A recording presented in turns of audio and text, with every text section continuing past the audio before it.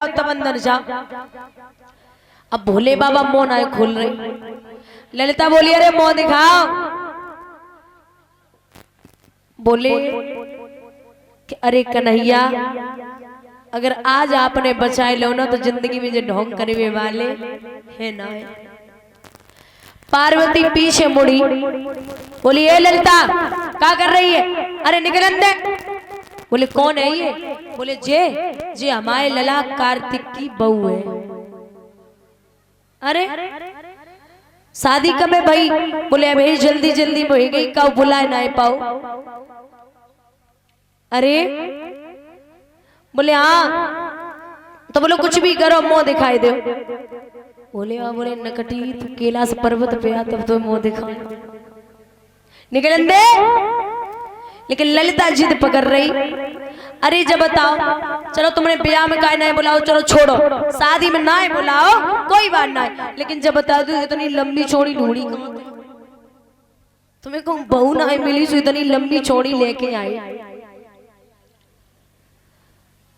मुंह दिखाई दे। बोले अरे पगली कहूं बहुन के मुंह बाजार हाट देखे जाते हैं, बहुन के मुंह घर पे देखे जाते हैं।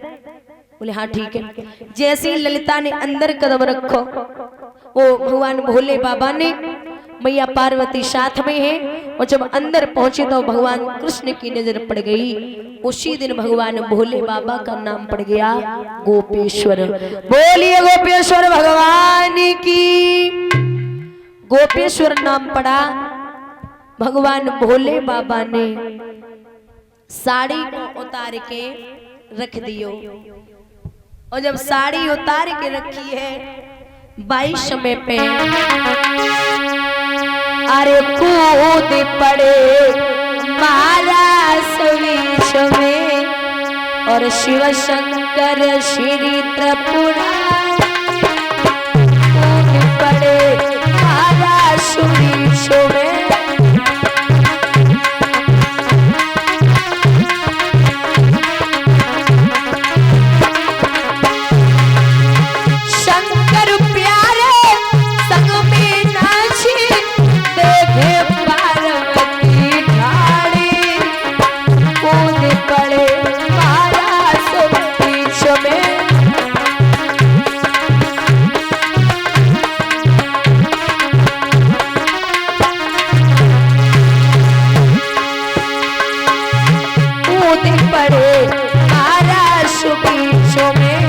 शिव शंकर श्री त्रिपुरारी कूद पड़े आकाश बीच में।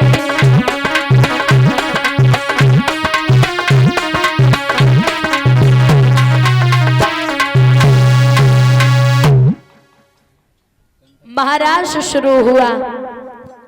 महाराज सखियों को हो गया घमंड कि भगवान मेरे बंधन में है।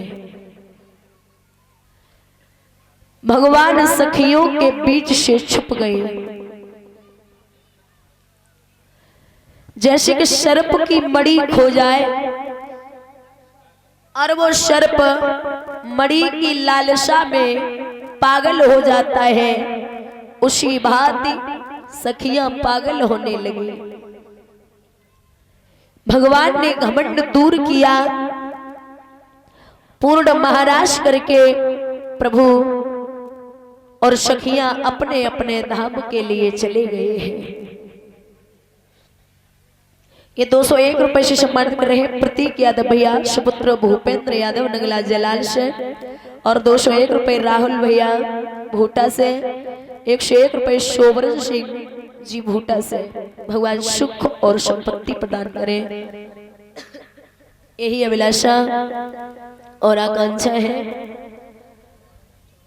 अब प्रसंग उठता है कि भगवान कन्हैया ने अपने मामा कंस का वध कैसे किया। तो बाबा नारद का पदार्पण हुआ है भोजराज कंस की कचहरी में। बोले कुछ भयो या ना? बोले महाराज बड़े बड़े राक्षस भेज दिए लेकिन कोई लौट के ना आयो। जवाब दिया एक लास्ट अकल बताते हैं। कौन सी?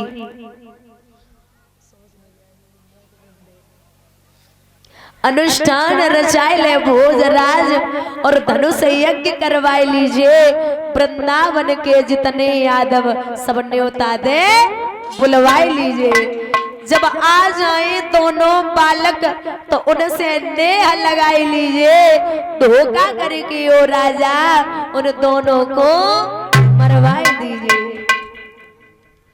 एक धनुष यज्ञ कर ले और उसमें तू उन दोनों को बुला ले, ठीक है।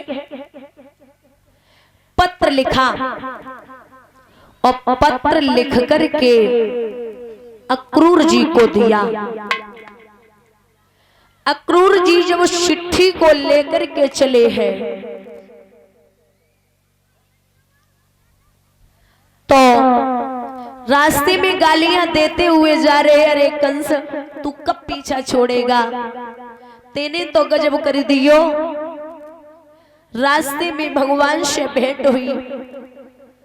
अक्रूर जी बाबा नंद के महलों में पहुंचे तो बाबा नंद ने पूछी है, अक्रूर आप कंस के यहाँ रहते हो, सब ठीक है ना?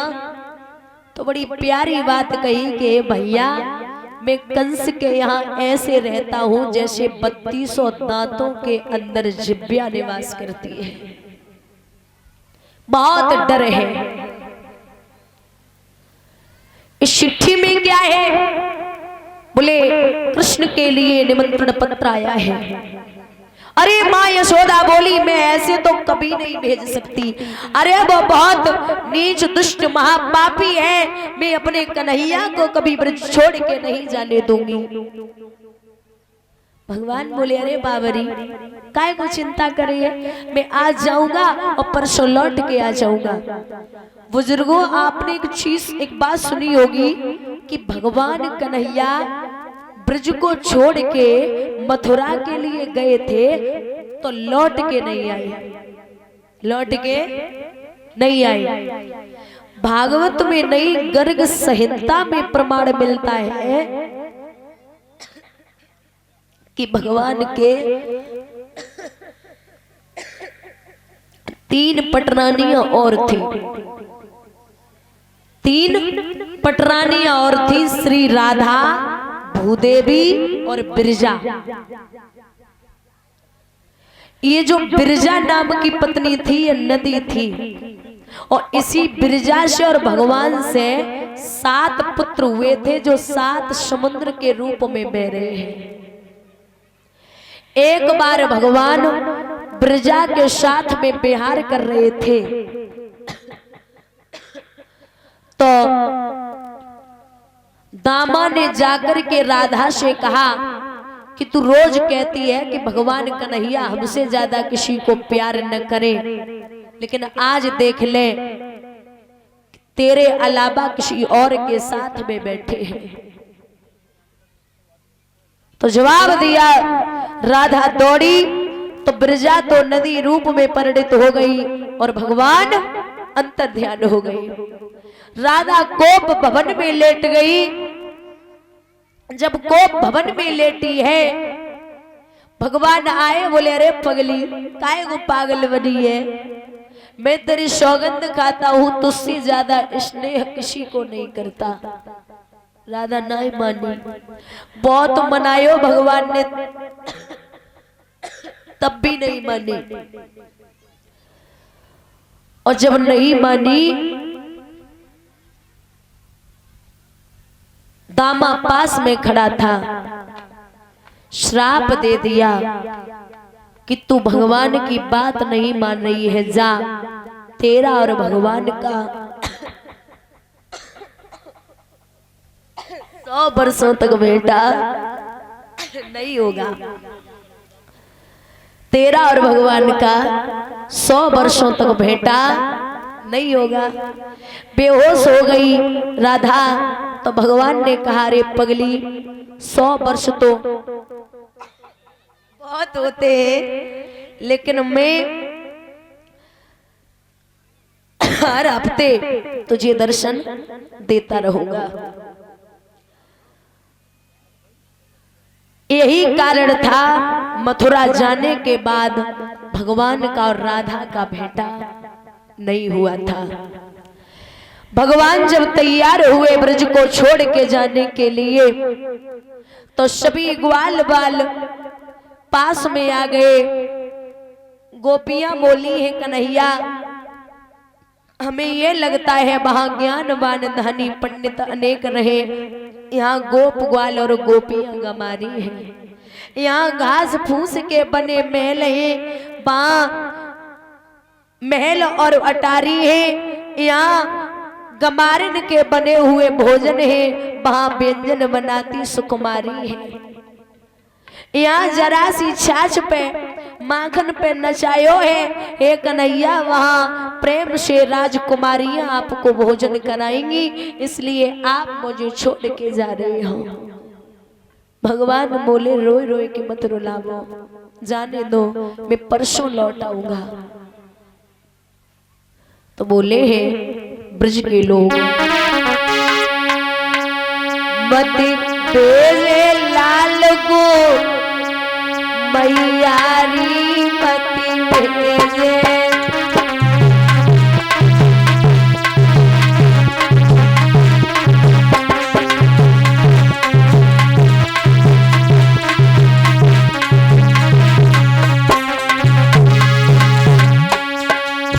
प्राण प्यारे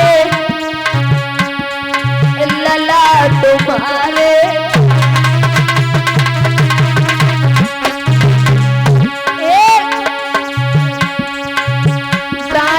प्यारे लला तुम्हारे,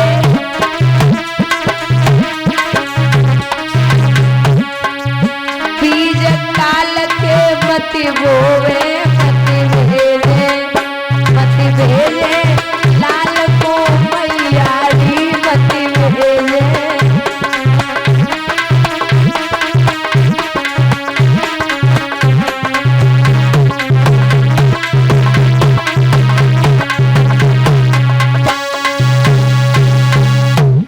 मत भेज मां, ब्रजवासी रो रहे।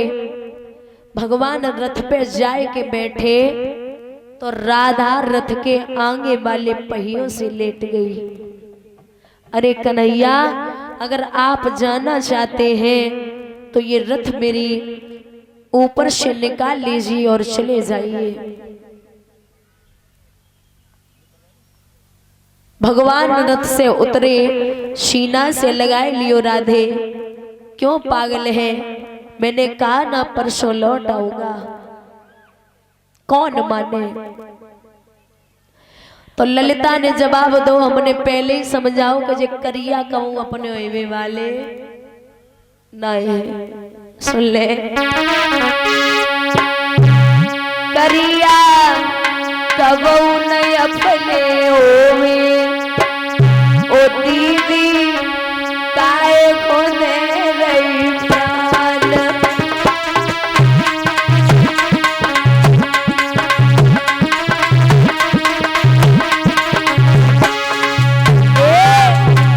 करिया कबू नहीं अपने होवे, गुइया काहे को दे रही प्राण।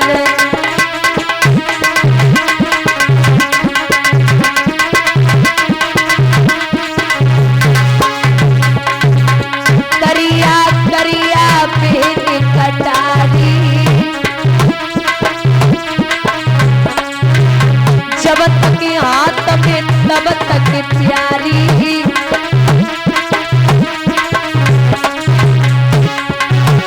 अरे पहुंचे दुश्मन के हाथ दीदी काढ़ लेते हैं प्राण। करिया कब न अपने होवे, गुइया गाय गुने रही प्राण।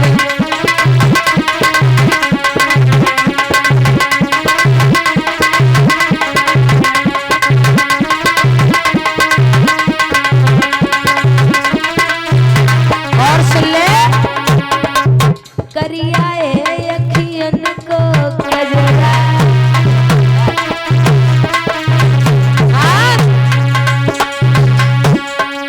करिया है अखियन को कजरा।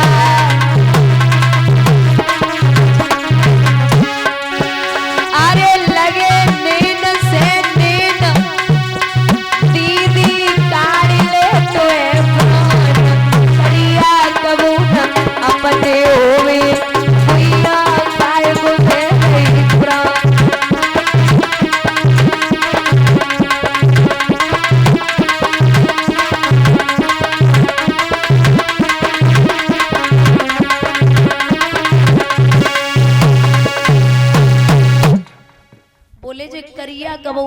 नाय भाई।